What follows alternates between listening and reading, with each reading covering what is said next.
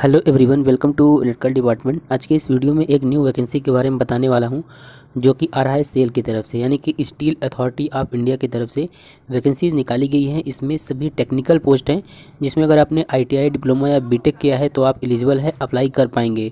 किसी भी टाइप का कोई एक्सपीरियंस नहीं मांगा गया है, फ्रेशर कैंडिडेट अप्लाई कर सकते हैं। और यह एक परमानेंट जॉब है। इंडिया से आप कहीं से भी बिलोंग करते हैं तो आप इसमें अप्लाई कर सकते हैं। इसका सिलेक्शन प्रोसेस क्या होगा, आप कब अप्लाई कर पाएंगे, ये सब चीज़ें आपको वीडियो को पूरा बताएंगे, तो आप लोग वीडियो को पूरा एंड तक देखते रहिए। यहाँ पर आप देख सकते हैं ये जो वैकेंसी है स्टील अथॉरिटी ऑफ इंडिया यानी कि सेल की तरफ से निकाला गया है।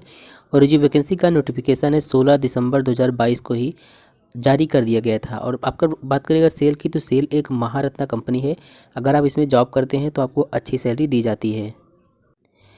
अब अगर बात करें पोस्ट की, तो यहाँ पर एग्जीक्यूटिव पोस्ट और नॉन एग्जीक्यूटिव पोस्ट के लिए वैकेंसीज निकाली गई हैं। जो एग्जीक्यूटिव पोस्ट है, इसमें अगर आपके पास BE, BTech, MBBS, PG degree है तो आप इसमें अप्लाई कर सकते हैं। इसके अलावा जो आपका इसमें नॉन एग्जीक्यूटिव पोस्ट है, इसमें अगर आपने डिप्लोमा, आईटीआई किया है तो इसमें अप्लाई कर सकते हैं। सबसे पहले बात कर लेते हैं एग्जीक्यूटिव पोस्ट की। तो यहाँ पर आपको असिस्टेंट मैनेजर की पोस्ट देखने को मिल जाएगा, जिसमें कि assistant manager boiler operation engineer की पोस्ट होने वाली है। और टोटल नंबर ऑफ वैकेंसी 6 है। इसके बाद देखिए यहाँ पर मैनेजर की पोस्ट देखने को मिल जाएगा। इसमें देखिए manager mechanical, manager chemical, manager metallurgy, manager chemic. अगर आप इन सभी में बीटेक किए हैं तो आप इसमें अप्लाई कर सकते हैं। अभी हम क्वालिफिकेशन की बात करेंगे कि एलिजिबिलिटी क्राइटेरिया इसमें क्या रखा गया है। और इसमें देखिए इसके बाद अगला पोस्ट है इसमें मेडिकल ऑफिसर की। देखिए इसमें काफ़ी अच्छी सैलरी देखने को मिल जाएगी। 50,000 से 1,60,000 के बीच सैलरी रहेगी आपकी। और मेडिकल ऑफिसर पोस्ट के लिए टोटल नंबर ऑफ वैकेंसी 5 रखा गया है। नॉन एग्जीक्यूटिव पोस्ट में ही आपको ऑन पोस्ट भी देखने को मिल जाए, जैसे क्रिटिकल केयर मेडिसिन, आर्थोपेडिस्टिक्स, और फिर यहाँ पर पीडियाट्रिक्स से जनरल मेडिसिन, जनरल सर्जरी। इन सब में मेडिकल में अगर आपने एमबीबीएस की पढ़ाई की है तो एमबीबीएस की डिग्री आपके पास, तो आप इसमें अप्लाई कर सकते हैं। बाकी यहाँ पर केवल टेक्निकल के बारे में बात करेंगे। अब यहाँ पर अगर बात करें नॉन एग्जीक्यूटिव पोस्ट की, तो यहाँ पर नॉन एग्जीक्यूटिव पोस्ट में सेल में जब भी वैकेंसी निकलती है तो ऑपरेटर कम टेक्नीशियन यानी कि डिप्लोमा ट्रेनिंग की वैकेंसी निकलती है, लेकिन इसको ऑपरेटर कम टेक्नीशियन बोला जाता है। इसमें देखिए किसमें वैकेंसीज निकली हैं। अगर आपने डिप्लोमा किया है मैकेनिकल में तो इसमें आप अप्लाई कर सकते हैं। मेटलर्जी में डिप्लोमा किया है तो अप्लाई कर सकते हैं। इलेक्ट्रिकल में, इंस्ट्रूमेंटेशन में, केमिकल में, सिविल में, सिरेमिक में, इन सभी ब्रांच में से किसी में भी अगर आपने डिप्लोमा किया है तो इसमें अप्लाई कर सकते हैं। टोटल नंबर ऑफ वैकेंसी की बात करें, टोटल 73 वैकेंसी है। तो अगर आपने मैकेनिकल से डिप्लोमा किया या फिर metallurgy, electrical, instrumentation, chemical, civil, ceramic, इन सभी में से किसी में भी डिप्लोमा किया है, किसी प्रकार का एक्सपीरियंस सर्टिफिकेट नहीं मांगा गया है, तो आप लोग इसमें अप्लाई कर सकते हैं। इसके बाद यहाँ पर देखिए अटेंडेंट कम टेक्नीशियन ट्रेनी, ये जो वैकेंसी होती है ये आईटीआई वालों के लिए होती है। अगर आपने आईटीआई किया है किसी भी ट्रेड में तो आप इसमें अप्लाई कर सकते हैं। तो यहाँ पर ट्रेड की बात करें तो अगर आपने फिटर से आईटीआई किया है तो इसमें अप्लाई कर सकते हैं। इलेक्ट्रीशियन से, टर्नर से, वेल्डर से और हैवी व्हीकल ड्राइवर, इन सभी में से किसी में भी अगर आपने आईटीआई किया है तो आप अप्लाई कर सकते हैं। अगर अटेंडेंट कम टेक्नीशियन ट्रेनी की बात करें तो इसमें टोटल नंबर ऑफ वैकेंसी है 40 वैकेंसीज रखी गई हैं। और यहाँ पर और पोस्ट भी देखने को मिल जाएगा आपको। ऑपरेटर कम टेक्नीशियन बॉयलर ऑपरेशन के लिए 13 वैकेंसीज हैं। ऑपरेटर कम टेक्नीशियन बॉयलर ऑपरेशन के लिए 7 वैकेंसीज रखी गई हैं। अब बात कर लेते हैं एलिजिबिलिटी क्राइटेरिया की एग्जीक्यूटिव पोस्ट के लिए। तो देखिए एग्जीक्यूटिव पोस्ट के लिए जो एलिजिबिलिटी क्राइटेरिया होने वाला है, तो अगर बात करें हम असिस्टेंट मैनेजर बॉयलर ऑपरेशन की, तो इसमें 6 वैकेंसी थी। और इसमें जो अपर एज लिमिट है 30 साल रखा गया है। और इसमें अगर आपने बीई, बीटेक फुल टाइम, अगर आपके पास बीई, बीटेक मैकेनिकल, इलेक्ट्रिकल या chemical, power plant, production, instrumentation में अगर आपके पास बीई या बीटेक है और आपके 65% मार्क है तो आप इसमें अप्लाई कर सकते हैं। इसमें लेकिन बॉयलर ऑपरेशन इंजीनियर सर्टिफिकेट आपका इसमें लगेगा। इसके बाद यहाँ पर देखिए मैनेजर मैकेनिकल की जो पोस्ट है उसमें अगर आपने बीई, बीटेक किया है तो आप इसमें अप्लाई कर सकते हैं। इसी प्रकार से मैनेजर केमिकल में भी अगर आपने बीई, बीटेक केमिकल इंजीनियरिंग में किया है तो इसमें आप अप्लाई कर सकते हैं। और मैनेजर मेटलर्जी में भी अगर आपने बीई या बीटेक किया है मेटलर्जी इंजीनियरिंग में तो आप इसमें अप्लाई कर सकते हैं। इसके बाद यहाँ पर मैनेजर क्रेमिक की जो पोस्ट है, तो इसमें अगर आपने क्रेमिक इंजीनियरिंग में बीई या बीटेक किया है तो इसमें अप्लाई कर सकते हैं। मेडिकल ऑफिसर में अगर आपके पास किसी भी रिकॉग्नाइज इंस्टीट्यूट से एमबीबीएस की डिग्री है तो इसमें आप अप्लाई कर सकते हैं। अब बात करते हैं नॉन एग्जीक्यूटिव पोस्ट की, जिसमें डिप्लोमा और आईटीआई के कैंडिडेट एलिजिबल हैं। तो यहाँ पर देखिए ऑपरेटर कम टेक्नीशियन ट्रेनिंग मैकेनिकल की बात करें तो इसमें नंबर ऑफ पोस्ट 20 है और अपर एज लिमिट, काफ़ी लोग एज के बारे में पूछते हैं, तो इसमें आपका एज जो है 10/1/2023 तक 28 साल से कम होना चाहिए। तो इसमें आप अप्लाई कर सकते हैं। अगर आपके पास 3 ईयर का डिप्लोमा है मैकेनिकल इंजीनियरिंग में तो आप इसमें अप्लाई कर सकते हैं और आपके पास 50% मार्क होने अनिवार्य हैं।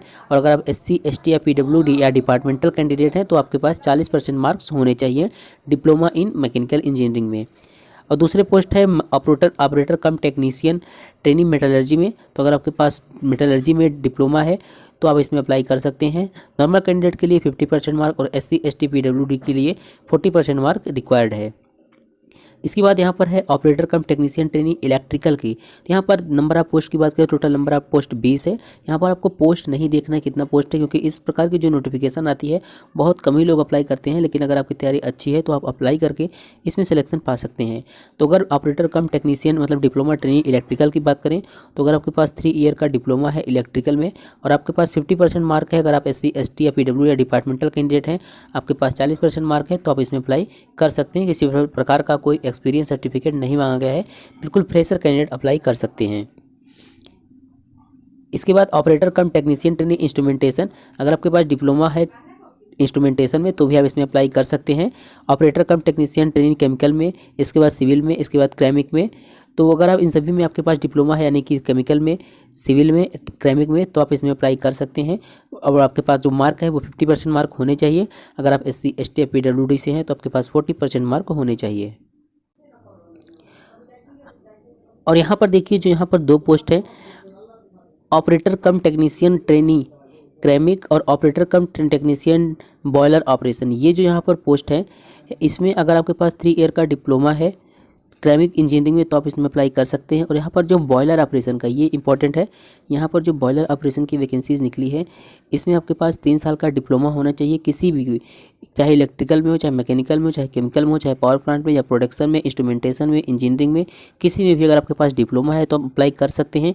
लेकिन यहाँ पर एक एक्सपीरियंस सर्टिफिकेट मांगा गया है कि first class boiler attendant certificate आपका पास होना ही चाहिए, तभी आप इसमें अप्लाई कर सकते हैं। अब यहाँ पर बात कर लेते हैं जो ITI के कैंडिडेट है वो उसमें क्या क्या एलिजिबिलिटी क्राइटेरिया रखा गया है। तो यहाँ पर देखिए जो ACT की पोस्ट यानी कि अटेंडेंट कम ट्रेनी की पोस्ट है इलेक्ट्रीशियन के लिए, उसमें अगर आपका एज लिमिट जो है 28 साल रखा गया है। 10/1/2023 के पहले आपका एज 28 साल से कम होना चाहिए। अगर आपने ITI किया है NCVT से इलेक्ट्रीशियन ट्रेड से तो आप इसमें अप्लाई कर सकते हैं। इसमें देखिए लिखा गया trade from government recognised university institute. इसके बाद देखिए attendant cum technician trainee fitter, अगर आपने फिटर में ITI किया है NCVT से तो NCVT में तो इसमें अप्लाई कर सकते हैं। और इसके बाद टर्नर के लिए है, फिर वेल्डर के लिए है, अगर आपने टर्नर या वेल्डर से ITI किया है तो इसमें आप एलिजिबल हैं और अप्लाई कर सकते हैं। इसके बाद यहाँ पर देखिए एक पोस्ट है attendant cum technician trainee heavy vehicle driver HVD, इसमें भी टोटल 10 वैकेंसी है। इसमें देखिए matriculation with valid heavy motor vehicle driving licence, अगर आपके पास heavy motor vehicle driving licence है तो इसमें आप अप्लाई कर सकते हैं। लेकिन इसमें आपके पास 1 साल का क्वालिफिकेशन एक्सपीरियंस आफ्टर मैट्रिकुलेशन होना चाहिए, मतलब कि ये जो यहाँ पर गाड़ियों के नाम लिखे गए हैं इन सबको चलाने के आपके पास 1 साल का एक्सपीरियंस होना चाहिए। और यहाँ पर अगर हम एज रिलैक्सेशन की बात करें तो SC ST कैंडिडेट के लिए 5 साल का एज रिलैक्सेशन है और OBC के लिए 3 साल का एज रिलैक्सेशन रखा गया है।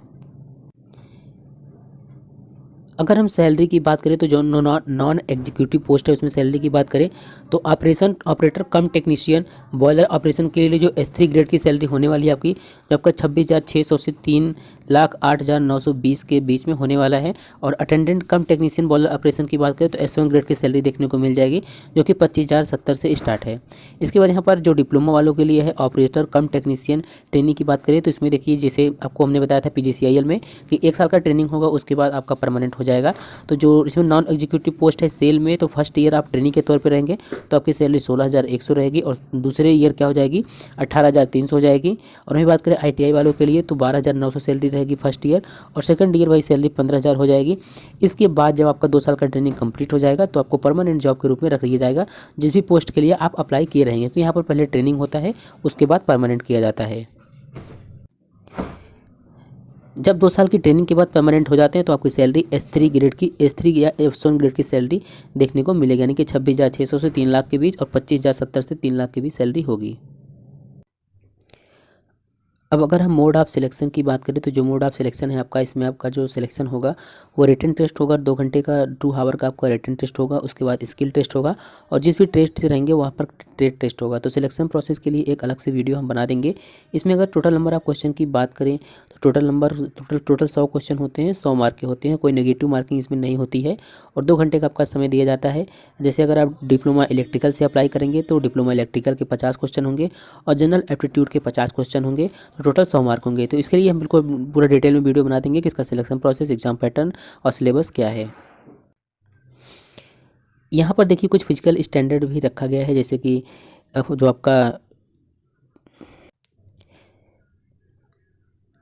आपका हाइट होना चाहिए वो मिनिमम मेल के लिए 155 सेमी होना चाहिए, फीमेल के लिए 143 सेमी होना चाहिए और जो वेट है इसमें 45 केजी होना चाहिए आपका और फीमेल के लिए 35 केजी होना चाहिए। अब अगर हम बात करें एप्लीकेशन फ़ीस की तो यहाँ पर देखिए एप्लीकेशन फ़ीस जो रखा गया है आपका 500 रुपये फ़ीस रखा गया है UR OBC और EWS के लिए, और SC ST की बात करें तो 150 रुपये फ़ीस रखा गया है। अब इम्पॉर्टेंट डेट की बात करें तो इसमें आप 20/12/2022 यानी कि 20 दिसंबर से अप्लाई कर सकते हैं और अप्लाई करने का जो लास्ट डेट है वो 10 जनवरी 2023 तक अप्लाई कर सकते हैं। तो अगर आप इसमें इंटरेस्टेड हैं ज़रूर से अप्लाई कीजिएगा। अब हम मिलते हैं नेक्स्ट वीडियो में एक नए जॉब अपडेट के साथ।